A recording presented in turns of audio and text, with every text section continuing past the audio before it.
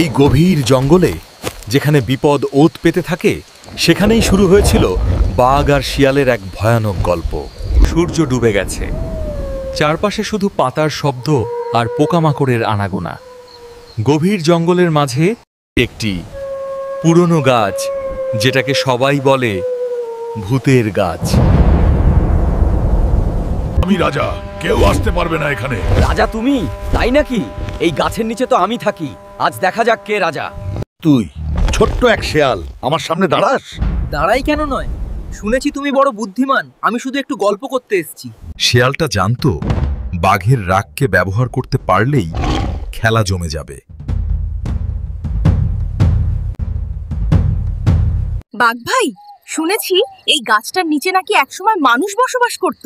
মানুষ এখানে? কেউ একজন এই গাছের নিচে হাঁটে বলে শুনেছি। কেউ সাহস করবে না, তবুও কে? ভূত।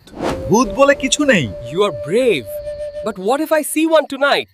Then I will eat it. তুমি সাহসী, কিন্তু আজ রাতে যদি দেখি তখন? তাহলে আমি সেটাকেই খেয়ে ফেলব। দুজনেই স্তব্ধ হয়ে গেল। বাতাসে যেন কারো কান্নার শব্দ। ওটা কার আওয়াজ? চুপ থাক, আমি দেখে আসি। এখানে কেউ নেই। তবুও শুনতে পাচ্ছি কেউ বলছে।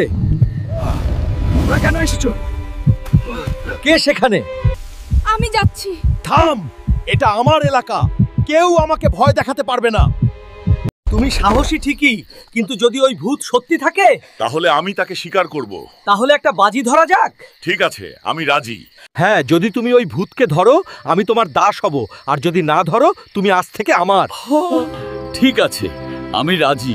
হঠাৎ গাছের নিচের মাটি থেকে ধোঁয়া উঠতে শুরু করলো।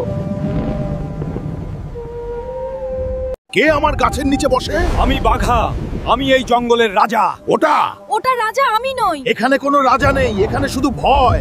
বলো তুমি ক্ষমা চাও। আমি কখনো কারো কাছে মাথা নুইব না। তাহলে শুভরাত্রি। না, ভূত ভূত এসেছে।